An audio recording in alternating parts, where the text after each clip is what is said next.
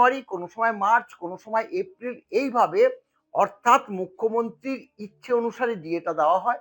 তিনি বিধানসভায় দিয়ে দিয়েছে, মুখ্যমন্ত্রী চিরকুট লিখে দিয়েছে, সেখানে অর্থ প্রতিমন্ত্রী চন্দ্রিমা ভট্টাচার্য ঘোষণা করেছে। বঞ্চনা তো মানে এমন বঞ্চনা যে মানে গগনচুম্বী বঞ্চনা এই ডিএ নিয়ে। কর্মচারীদের তো অভাব অভিযোগ নিয়ে তো প্রশ্ন থাকবে, সেই কারণে ভেবেছিল যে 1 জানুয়ারিতে দেবে। তবে ফেব্রুয়ারি মাসে যখন বাজেট অধিবেশন হবে তখন এক কিস্তি দিয়ে অবশ্যই ডিক্লিয়ার করবে এবং করতেই হবে। আমাদের যে বেতন কমিশন কবে লাগু হবে সেটা কিন্তু অধরা, মানে 30 সালের আগে তো হওয়ার কোনো সম্ভাবনাই নেই। তবে এই সরকার থাকবে না, সেই কারণে আমাদের আশা পরবর্তী নয়া যে সরকারই আসুক না কেন তখন কিন্তু এতদিন অতিবাহিত হতে হবে না। আসলে সরকার ভোট কেনার জন্য সাধারণকে বা যে গোষ্ঠীগুলো আছে ক্লাবগুলোকে, কারণ ক্লাবগুলো তো ভোটের কাজে খুব প্রয়োজন, সেই ক্লাবগুলোকে সন্তুষ্ট করার জন্য এই দান ধ্যানগুলো বরাবর করে এসছে। একেবারে ডিএ মামলার যে রায়, পঞ্চম বেতন কমিশনকে কেন্দ্র করে যে রায়, সেই রায় এখনো রিজার্ভ রয়েছে। কিন্তু এখন যে বিষয়টা একেবারে আলোচনার মুখে দাঁড়িয়ে রয়েছে যে এখন ষষ্ঠ বেতন কমিশন চলছে আপনাদের এবং 40% বাকি রয়েছে, বকেয়া দিয়ে বাকি রয়েছে এবং 1 জানুয়ারি পড়ে গেছে 2026 এবং এক কিস্তি হয়তো সরকারের পক্ষ থেকে দিয়ে দেবে এমনই আশা করেছিল কর্মচারী সমাজ। কিন্তু সেই বিষয়ে কিছু কোনো জানা গেল না বা সরকারের পক্ষ থেকে কিছু জানানো হয়। সরকার ক্ষমতায় আসার পর 11 সালের মে মাসে ক্ষমতায় আসার পর রাজ্য সরকার পঞ্চম বেতন কমিশন চলছিল, যেটা তুমি আমাদের মামলা ডিএ মামলা 12 সাল থেকে প্রতি বছর জানুয়ারি মাসে এক কিস্তি করে সে দিয়ে দিয়েছে। বামফ্রন্ট সরকার 8 কিস্তি বা 35% দিয়ে দেওয়ার পর বামফ্রন্ট সরকার চলে গিয়েছিল, বাকি ছিল 90% দিয়ে। এই ডিএটা রাজ্য সরকার 12 বছর ধরে এক কিস্তি করে প্রতি জানুয়ারি মাসে ডিএটা দিয়েছে। এখন কর্মচারী সমাজ মনে করতেই পারে যে রাজ্য সরকার ষষ্ঠ বেতন কমিশন যে চলছে, রাজ্য সরকার জানুয়ারি মাসে, এই যে জানুয়ারি মাসটা পড়লো, তাতে এক কিস্তি দিয়ে অন্তত দেবে। কারণ আমাদের বর্তমানে ষষ্ঠ বেতন কমিশনের 5 কিস্তি বা 18% দিয়ে আমরা পাচ্ছি, বাকি আছে 40%। কিন্তু আমরা তো লক্ষ্য করেছি যে এবার ষষ্ঠ বেতন কমিশনে এসে ওই জানুয়ারি মাসে যে ডিএটা দিচ্ছে তা কিন্তু নয়। গত 2020 সালের 1 জানুয়ারি বেতন কমিশন লাগু হয়েছিল, এই ষষ্ঠ বেতন কমিশন, কিন্তু তাতে কোনো ডিএ ছিল না। 21 সালে জানুয়ারি মাসে ডিএটা দিয়েছিল, 22 সালে কোনো ডিএ ছিল না, 23 সালে এপ্রিল মাস থেকে ডিএটা দিয়েছিল, সেটাও 3%। এপ্রিল মাস চলে গেল, তারপরে যে ডিএটা দিয়েছিল 1 জানুয়ারিতে, তারপরে 1 জানুয়ারিতে দিয়েছিল 24 সালে, সেটা মুখ্যমন্ত্রী তার আগে জানুয়ারি মাসে দিয়েছিল, তার আগে ডিসেম্বর মাসের 21 কি 22 তারিখে পার্ক স্ট্রিটের যে অ্যালায়েন্স পার্ক সেখান থেকে ঘোষণা করেছিল। সব দিয়েই মুখ্যমন্ত্রী ঘোষণা করে। তারপরে 24 সালে আরো এক কিস্তি দিয়ে দিয়েছিল, কারণ সেই সময় ভোট ছিল বলে। 25 সালেও এপ্রিল থেকে এক কিস্তি দিয়ে দিয়েছিল। মানে এখন আর জানুয়ারি মাসে ডিএর কোনো কথা নেই, কোনো সময় জানুয়ারি, কোনো সময় মার্চ, কোনো সময় এপ্রিল, এইভাবে অর্থাৎ মুখ্যমন্ত্রীর ইচ্ছে অনুসারে ডিএটা দেওয়া হয়। তিনি বিধানসভায় দিয়ে দিয়েছে, মুখ্যমন্ত্রী চিরকুট লিখে দিয়েছে, সেখানে অর্থ প্রতিমন্ত্রী চন্দ্রিমা ভট্টাচার্য ঘোষণা করেছে। এবার যেহেতু সত্যি কথা বলতে যে আমরা 18% দিয়ে পড়ে আছি, কিন্তু কেন্দ্রীয় সরকার সহ অন্যান্য রাজ্য সরকার তাদের 19 কিস্তি প্লাস হয়ে গেছে, সেখানে 58% দিয়ে শুধু হয়নি, তারা বেতন কমিশনও লাগু করে দিয়েছে। অর্থাৎ কেন্দ্রীয় সরকারের অষ্টম বেতন কমিশন লাগু হয়ে গেছে, 1.5 বছরের মধ্যে রিপোর্ট দিতে বলে দিয়েছে। 1 জানুয়ারি 2000 26-এ আরো এক কিস্তি ডিএ তারা পাবে।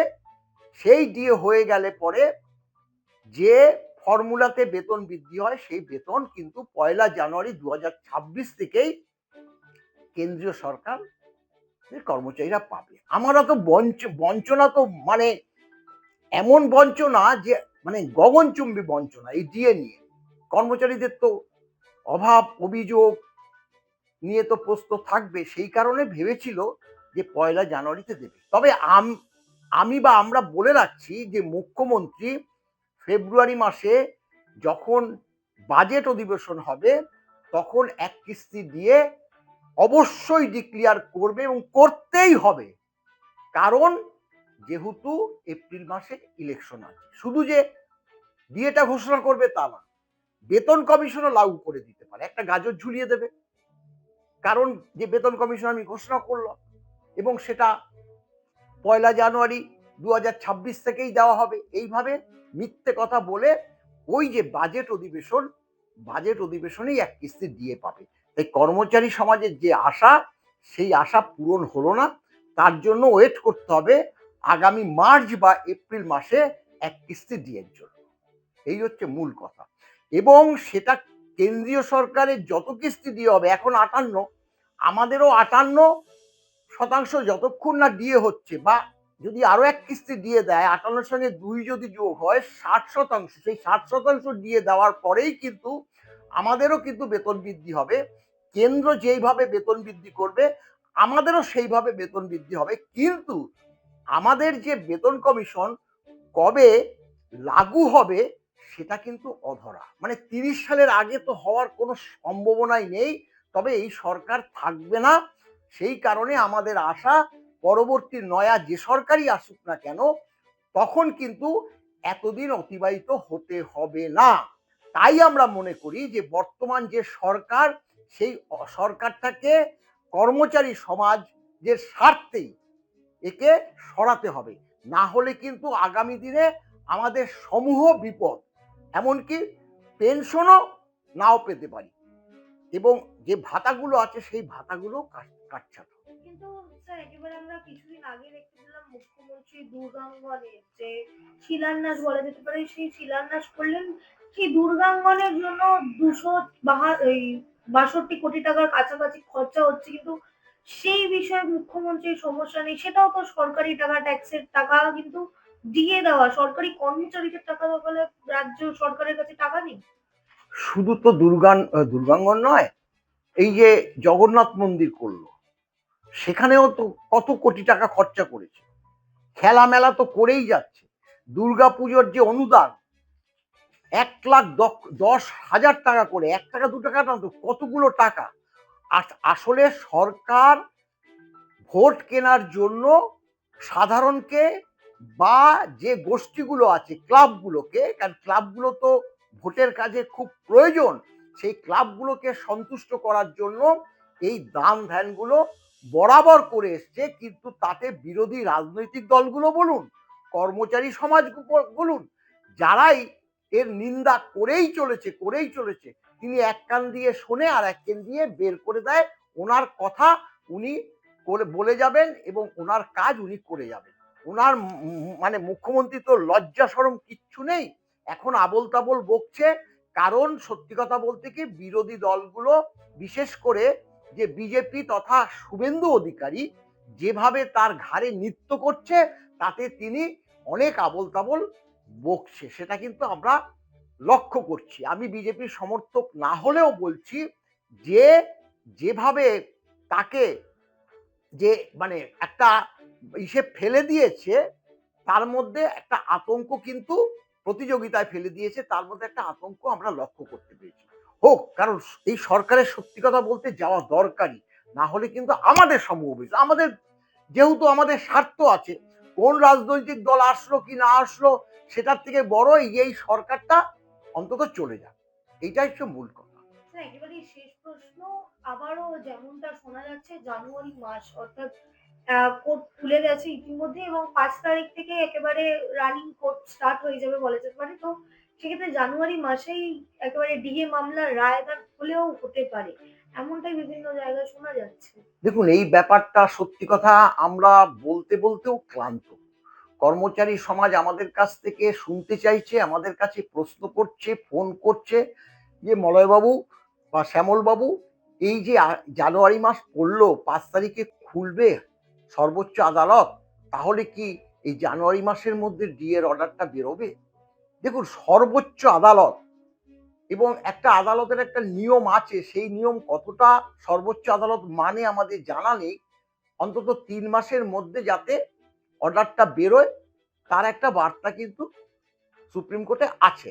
এখন 3 মাস তো হয়ে গেছে বলেই মনে করি, কারণ ব্যাপারটা হলো, হ্যাঁ, আমরা সেপ্টেম্বর মাসের 8 তারিখে আমাদের যে শুনানি শেষ হয়ে গেলেও সেই মাসে 3 সপ্তাহ মানে ওই রিটেন সাবমিশন জমা দিতে বলে। আমরা মনে করছি যে হ্যাঁ, রিটেন সাবমিশন যতক্ষণ না জমা হবে ততক্ষণ তো তারা মানে ডিএ এর অর্ডার করতে পারবে না বা ডিএ নিয়ে লিখিত বার্তায় বসতে পারবে না।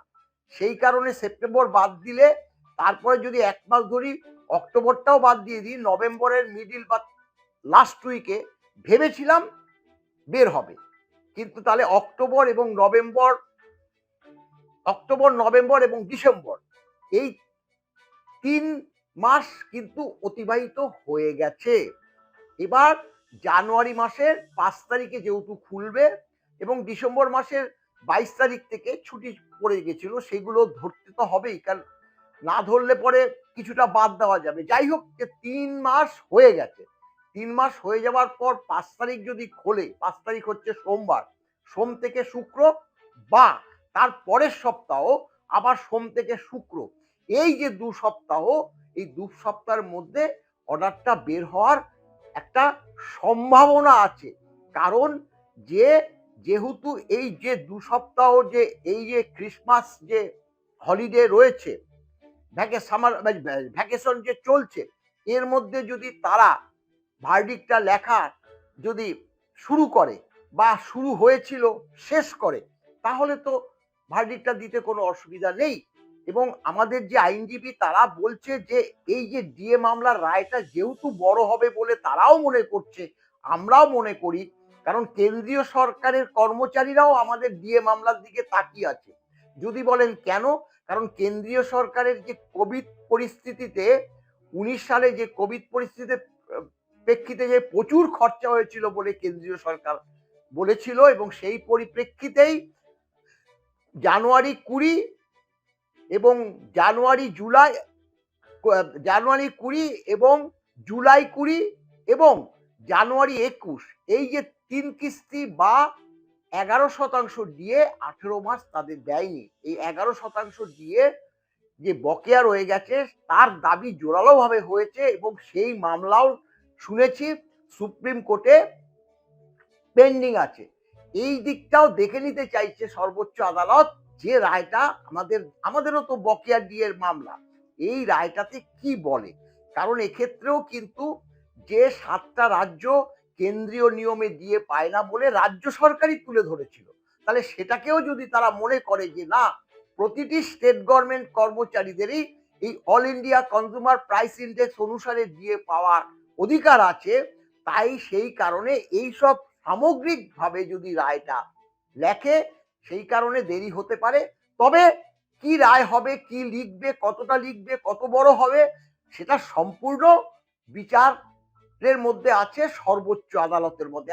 আমরা এই যে আপনারা জিজ্ঞাসা করছেন, আমরা অনুমানের ভিত্তিতে বলছি, সেটার জন্য আমাদের ওয়েট করতে হবে রায় যেদিন বেরোবে তার।